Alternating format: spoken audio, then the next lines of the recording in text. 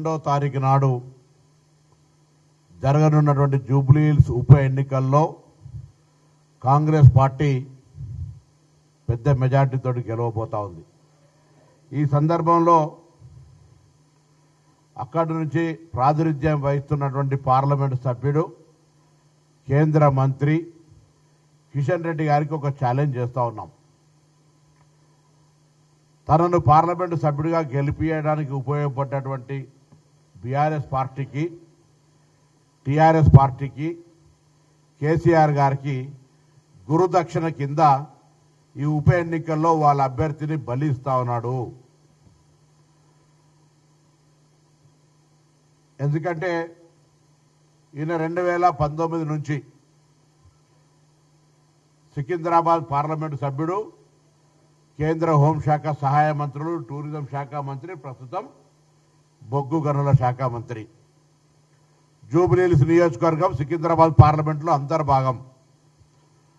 ఒక్కసారి ఓట్ల సరళి చూసుకున్నట్టయితే 2018 శాసనసభ ఎన్నికల్లో కాంగ్రెస్ పార్టీకి 52,975 ఓట్లు వస్తే టీఆర్ఎస్ పార్టీ 68,979 తోటి గెలిచింది. ఆనాడు బీజేపీకి 8,517 ఓట్లు వచ్చినాయి. 2023 శాసనసభ ఎన్నికల్లో కాంగ్రెస్ పార్టీకి 64,212 ఓట్లు వస్తే టీఆర్ఎస్ పార్టీకి 80,549 ఓట్లు వచ్చినాయి. బీజేపీకి 25,866 ఓట్లు వచ్చినాయి. ఇక్కడ తేడాను గమనించినట్టయితే 2023 శాసనసభ ఎన్నికల్లో బీఆర్ఎస్ పార్టీకి 80,549 వచ్చి బీజేపీకి 25,000 వస్తే మళ్ళీ పార్లమెంట్ ఎన్నికలు వచ్చేటప్పటికి 6 నెలల 3 నెలల గ్యాప్లోనే అదే శాసనసభ నియోజకవర్గానికి లెక్క తీసుకున్నట్టయితే భారతీయ జనతా పార్టీకి 64,000 వచ్చినాయి. 25,000 నుంచి 64,000కు పెరిగింది. టీఆర్ఎస్ పార్టీకి సంబంధించి 80,000 ఓట్లు వచ్చినాయి 2023 శాసనసభలో. వాళ్ళ అభ్యర్థి గెలిచినాడు. కానీ పార్లమెంటుకి వచ్చేటప్పటికి వాళ్ళకు ఓన్లీ 18,000 ఓట్లు వచ్చినాయి. అంటే ఉల్టా పల్టా కుండ మార్పిడి, ఓటు మార్పిడి లాగా ఇది ఆనాడు ఎవిడెన్స్డ్. ఇది తెలంగాణ కోసమో నేను మాట్లాడుతుంది కాదు, ఎన్నికల సంఘం యొక్క డాక్యుమెంట్ ప్రకారంగా ఎన్నికల ఫలితాలను ఓటర్ వెబ్సైట్లో చూసిన ప్రకారంగా మీకు స్పష్టమైనటువంటి కనబడుతూ ఉంది. 2023 అసెంబ్లీ ఎన్నికల్లో 80,000 సాధించిన టీఆర్ఎస్ పార్టీ పార్లమెంట్ ఎన్నికల్లో 18,000 ఎట్లయితుంది? 25,000 సంపాదించినటువంటి బీజేపీ పార్టీ 64,000 ఎట్లా పెరుగుతుందో ఒకసారి ఆలోచన చేయండి. ఇది కంప్లీట్గా మ్యాచ్ ఫిక్సింగ్. అందుకే ఇప్పుడు నేను ఎందుకు ఛాలెంజ్ చేస్తా ఉన్నా, లోక్సభ నియోజకవర్గ పార్లమెంటు సభ్యులు మీరు, ఈ జూబ్లీ హిల్స్ అందులో అంతర్భాగము.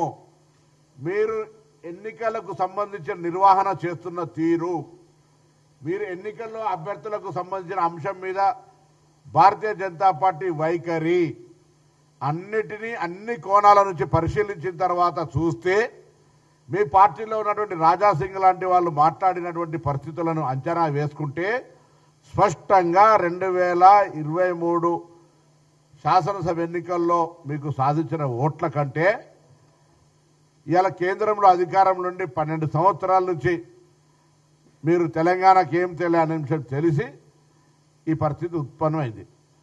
ఇవాళ 2024లో మీ గెలుపుకు సహకరించినాడు కాబట్టి ఇవాళ మీరు ఆ శాసన సీట్లల్లో వాళ్లకు టీఆర్ఎస్కు లోపాయకారిగా సపోర్ట్ చేస్తూ ఉన్నారు అనే మాట మాట్లాడుతున్నాను. కేటీఆర్ గారు తానా అంటే కిషన్ రెడ్డి తందానా అంటాడు, కిషన్ రెడ్డి తానా అంటే కేటీఆర్ తందానా అంటాడు. ఇద్దరి మూస పోసినట్టే ఇద్దరు ఒకరికొకరు కూడా బలుకున్నట్టు మాట్లాడుతూ ఉన్నారు. ఇది ప్రజలు గమనించాలి. అటేసిన ఓటు ఇటే, ఓటు ఇటేసిన అటే. ఈ సందర్భంలో సరే రాజకీయాలు నడుస్తూ ఉంటాయి, మేము కూడా మాట్లాడుతున్నాం, వాళ్ళు మాట్లాడుతున్నారు. ఒకటే ఒక ఛాలెంజ్ కిషన్ రెడ్డి గారు, పోయినసారి 25,000 వచ్చినాయి, ఈసారి ఆ నోట్లు తెచ్చుకోగలుగుతావా? లేకపోతే దేన్ని ఛాలెంజ్ చేస్తాం. ఓటు కూడా 6% వస్తే పోల్లా డిపాజిట్ వస్తుంది. మీకు ఆ విశ్వాసం ఉందా? స్థానిక ఎంపీవి కదా, ఎంపీగా ప్రాతినిధ్యం వహిస్తున్న కేంద్ర మంత్రివి కదా, డిపాజిట్ వస్తుందా? మేమైతే మాకున్న అంచనాల ప్రకారంగా 3 అంకెలంటే 10,000 కంటే కూడా ఓటు దాటే ప్రశ్న లేదు. ముందు నుంచి చెప్తా ఉన్నాం. భారతీయ జనతా పార్టీ జూబ్లీహిల్స్ నియోజకవర్గంలో 10,000 ఓట్ల కంటే ఎక్కువ రావు. కిషన్ రెడ్డి గారు, మీరు చేసిన నిర్వాహకం, మీరు టీఆర్ఎస్ పార్టీని మొత్తం మీ వ్యవస్థను అప్పచెప్పినటువంటి పరిస్థితులల్లా నేను భారతీయ జనతా పార్టీ నాయకత్వాన్ని కోరుతున్నా. చూడండి, మీ నాయకులు ఏ విధంగా టీఆర్ఎస్ తోటి లోపాయకారిక ఒప్పందం చేసుకుంటా ఉన్నారో ఆలోచన చేయండి. మొత్తంగా జూబ్లీహిల్స్ ఎన్నికల్లో కంప్లీట్గా సరెండర్ అయిపోయి వాళ్ళకు పూర్తిగా పోతున్న సందర్భంలో పార్టీ కార్యకర్తలు పార్టీని బతికించుకోవడానికి మేల్కోవాలి. పార్టీని నమ్ముకొని కష్టపడుతున్న కార్యకర్తలను ఏ విధంగా సమాధి చేస్తా ఉన్నారో చూడండి. అలా అందుకే దయచేసి కేంద్ర మంత్రిగా గతంలో కేసీఆర్ ప్రతిపాదన మేరకు తెలంగాణ రాష్ట్ర బీజేపీ అధ్యక్షుడిగా బాధ్యతలు నిర్వహించినటువంటి కిషన్ రెడ్డి గారు, కేసీఆర్ గారికి రక్షణ కవచంగా ఉండేటువంటి కిషన్ రెడ్డి గారు, పార్లమెంటు సభ్యుడిగా గెలవడానికి పూర్తి సహకారం తీసుకున్నటువంటి కిషన్ రెడ్డి గారు ఈ జూబ్లీహిల్స్ ఉప ఎన్నికల్లో టీఆర్ఎస్కు మద్దతునిచ్చేటువంటి కార్యక్రమాన్ని కొనసాగిస్తున్న విషయాన్ని జూబ్లీహిల్స్ ప్రజలు, తెలంగాణ ప్రజలు, భారతీయ జనతా పార్టీ కార్యకర్తలు, టీఆర్ఎస్ పార్టీలో బీజేపీ భావజ్వాలానికి వ్యతిరేకంగా ఉన్నటువంటి వ్యక్తులు, ఇదంతా కూడా కవిత గారు చాలా సందర్భాలు ఎప్పుడో విలీనం చేస్తే ప్రతిపాదన ఉందని మేము కాదు. సో ఇవన్నిటి దృష్ట్యా కంటోన్మెంట్ ఉప ఎన్నికల్లో ఏ విధంగానైతే ఉప ఎన్నికల్లో కాంగ్రెస్ గెలిపించుకున్నారో జూబ్లీహిల్స్ ఎన్నికల్లో కూడా ప్రజలు వీళ్ళ యొక్క వైఖరిని గమనించి అభివృద్ధిని ఆకాంక్షించి కాంగ్రెస్ పార్టీని గెలిపేయాలని కోరుతా ఉన్నాం.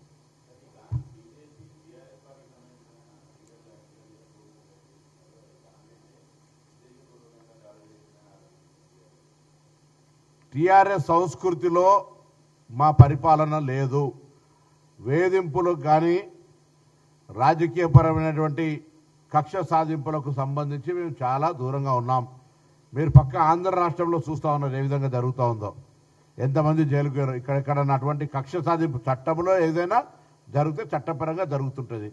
మీరు తప్పు చేసి కూడా మమ్మల్ని ఏమన్నదాని అనుకుంటే ఉప ఎన్నికల్లో మొత్తం అధికార దుర్వినియోగం చేస్తాం, మా ఇష్టం వచ్చినట్టు మేము చేస్తాం అంటే ఇంకా అధికారంలో ఉన్నాం, ఎవరు ఎట్లా చెప్తే అట్లా తాబేదారుగా మారి జరుగుతుంది పని అని ఊహాజనితంగా ఇంకా ప్రభుత్వంలో ఉన్నామనుకొని అంత నియంతృత్వంగా మేము బతుకుతాం, మేము చెప్పిందే నడవాలనేటువంటి ఆలోచన ఉంటే ఇప్పుడు ఎన్నికల కోడ్ లేని ఏరియాలో రైడ్ చేస్తుంటే ఏం సమాచారం మీరు చేసినో చట్టం ఏం జరుగుతుందో మాకు తెలియదు. మేము ఎవరు కూడా అటువంటి ఆలోచనతోటి ప్రభుత్వం లేదు లేదు లేదు అనే మాట చెప్తాను. అందుకే ఆయన అడిగినా ఏం చేస్తావు, నేను రాజీనామా నేనెందుకు అడగాలి, ఏం చేస్తావు జవాబు చెప్పాలి. బాధ్యత గల వ్యక్తిని అడుగుతాను, నేను ఎల్ఐఎంఎల్ఏనో లేకపోతే ఊరికే నాకు నేను ప్రశ్నించుకుంటలేను. మీ ద్వారా గౌరవ కేంద్ర మంత్రి, ఆ శాసనసభ నియోజకవర్గానికి ప్రాతినిధ్యం వహించే లోక్సభ సభ్యుడు, కేంద్ర మంత్రి, ఆయన నియోజకవర్గంలో 10,000 ఓట్లు కూడా రాకపోతే ఏం ప్రకటన చేస్తావు, ఏం మాట్లాడుతావో ముందే చెప్పు, లేదా మేమేం చేయాలో కూడా చెప్పు. డిపాజిట్ వస్తుందా చెప్పండి. పోయినసారి వచ్చిన 25 ఓట్లన్న